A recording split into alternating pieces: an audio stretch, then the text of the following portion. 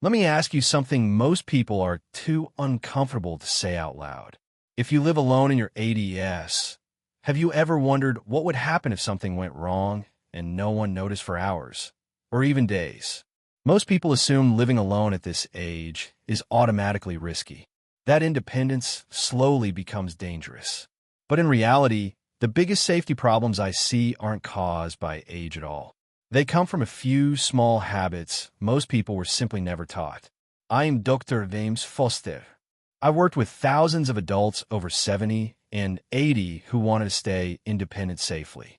So tell me in the comments, do you live alone, or are you planning to? Because these 5 simple rules can change everything. Most people think the real danger of living alone after 80 is the fall itself. But after working with thousands of older adults over the years, I can tell you something surprising. The fall is often not the biggest problem. The real danger is what happens afterward when no one knows you need help. You see, when someone falls and can't get up right away, time becomes incredibly important. The body can handle many small injuries. But when a person is left on the floor for hours, dehydration begins, muscles stiffen, circulation slows, and confusion can set in. I've seen strong, independent men in their 80s recover quickly from a simple stumble, but struggle because they waited too long before someone realized something was wrong. And this is where many people misunderstand safety. They believe they must become physically stronger to prevent every fall. But the truth is, even healthy people occasionally lose balance. What protects you isn't perfection, it's preparation. One of the most powerful safety tools for someone living alone after 80 isn't a gadget, an alarm system, or even a medical device. It's something much simpler and surprisingly powerful. Routine. Now I know that word doesn't sound exciting, but biologically and psychologically, routine is one of the strongest forms of protection the human body has, especially as we age. Our brains are designed to recognize patterns. When your day follows a predictable rhythm, your mind stays sharper, your energy becomes more stable, and even your circulation benefits from consistent movement. I often explain this to men over 50 who come to me worried about losing independence. They assume safety means restriction, but the truth is independence is usually protected by structure. One of my patients in his late 70s told me something interesting during a visit. Every morning he wakes up at almost the same time, makes coffee, opens the curtains, and walks to the mailbox at the end of his driveway. It's a small routine that takes maybe 5 minutes. But that simple habit keeps his legs moving, stimulates blood flow, wakes up his brain, and quietly confirms to neighbors that he's up and active. This matters more than people realize, because when routines exist, changes become obvious. If the curtains don't open one morning, or the mailbox walk doesn't happen, someone nearby notices. Routine also stabilizes your body's internal systems. Consistent wake times help regulate hormones, support circulation, and maintain energy levels. In many men over 60, irregular days slowly weaken that natural rhythm. A powerful habit I often recommend is a simple morning signal. It could be opening the curtains, sending a short message to family, or stepping outside for a minute of fresh air. Something small, something repeatable. Because safety isn't just about preventing accidents. It's about creating patterns that quickly reveal when something isn't right.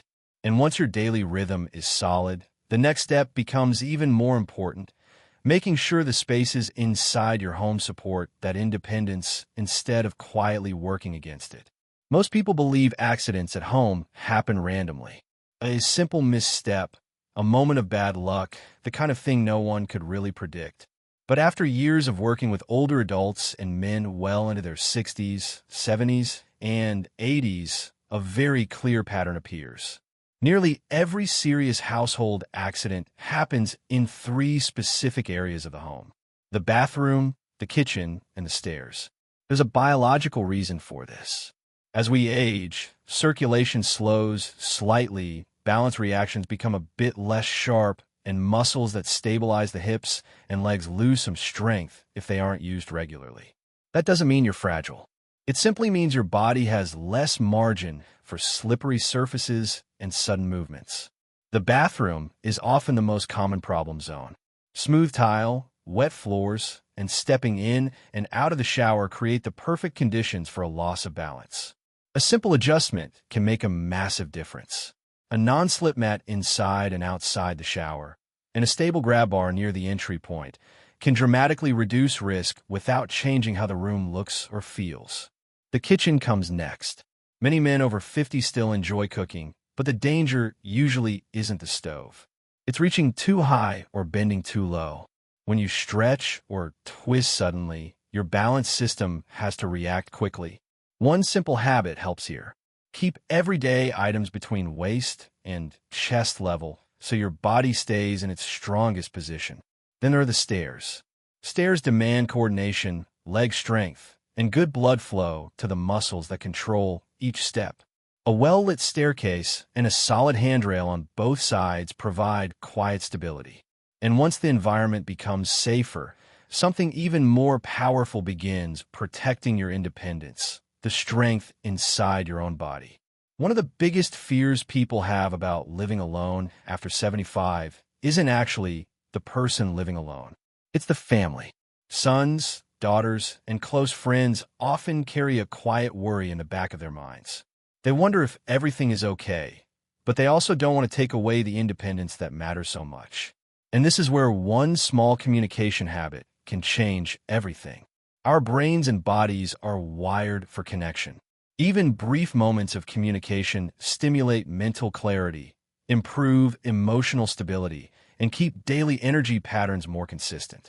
In men over 50, regular social contact has even been linked to better circulation and healthier hormone rhythms, including testosterone stability. But the habit I recommend doesn't require long conversations or complicated systems. It's something extremely simple: a daily check-in signal. I encourage many of my patients who live alone to choose one trusted person and create a consistent communication moment every day. It could be a short message in the morning, a quick phone call in the evening, or even a simple photo sent from the kitchen table while having coffee. The key is consistency. When that signal arrives at the same time each day, it quietly reassures the people who care about you. And if that message ever doesn't appear, someone notices quickly. One gentleman I worked with in his early 80s started sending his grandson a simple text every morning after breakfast. Just 3 words: up and moving. His grandson loved it, and the routine gave the entire family peace of mind without taking away the man's independence. Living alone should never mean disappearing from the world. In fact, these small connections often create more confidence, more emotional strength, and even better daily energy. Because when communication is steady, something powerful begins to happen. Fear slowly disappears, and confidence starts to take its place. One of the biggest myths I hear from men over 50 is this quiet belief that losing independence is simply part of aging. That once you reach your late 70s or 80s, slower movement and weaker legs are just something you have to accept. But biologically, that isn't really what's happening inside the body. The real issue is something much more specific: a gradual loss of what we call functional strength. This is the type of strength that allows you to stand up from a chair, walk across a room with confidence, climb stairs without hesitation, and keep your balance if you stumble slightly. And here's the interesting part: this kind of strength doesn't disappear overnight. It slowly fades when the muscles that control the hips and thighs stop being challenged regularly. When those muscles weaken, circulation to the lower body becomes less efficient, energy levels drop, and simple movements begin to feel heavier. But the good news is that these muscles respond incredibly well to small daily stimulation, even in your 70s and 80s. I've seen men regain surprising stability just by adding one simple movement back into their routine. It's something called the sit-to-stand habit. Once or twice a day, sit in a sturdy chair and slowly stand up without using your hands if possible, then sit back down again. Repeat this 5 to 10 times at a comfortable pace. This movement quietly activates the large muscle groups in the thighs and hips, improves blood flow through the legs, and reminds your nervous system how to stabilize your body. One of my patients in his early 80s started doing this while waiting for his morning coffee to brew. Within a few weeks, he told me something surprising. Stairs felt easier again. And when your body starts moving with confidence, something else begins to change as well. Your mindset. There's something I've noticed again and again while working with men over 50 and well into their 70s and 80s. The moment fear starts controlling daily life, the body slowly begins to shrink its world. Movements become smaller, steps become more cautious, and activities that once felt normal start getting avoided. At first, this seems logical. If someone worries about falling or getting hurt, being extra careful feels like the smart choice. But biologically, the opposite often happens. When movement decreases, circulation slows down. Muscles lose stimulation. Balance reactions weaken. Energy drops. Over time, the body becomes less prepared to handle the very situations the mind is trying to avoid. Fear quietly creates the conditions that increase risk. Confidence, on the other hand, changes the entire system. When you trust your routines, your environment, and your body's strength, your movements stay natural. Blood flow remains active. Your nervous system stays alert and responsive. Even hormones connected to energy and resilience, including testosterone in men over 50, benefit from this kind of engaged lifestyle. One gentleman I worked with in his late 70s told me something that stuck with me. After adding a few small habits to his day, morning movement, simple home adjustments, and a regular check-in with family, he realized something surprising. The worry that used to sit in the back of his mind had faded. Nothing dramatic had changed, but his confidence had. The truth is, living alone safely isn't about eliminating every possible risk. That's impossible for anyone at any age. It's about building awareness, habits, and strength that allow you to move through your home and your day with calm certainty. And when that mindset takes hold, independence stops feeling fragile. It starts feeling strong again. If you're living alone in your 70s or 80s or thinking about it someday, I want you to remember something important. You are not fragile. You're not helpless. And independence does not disappear just because the calendar says you're older. What most people need isn't supervision.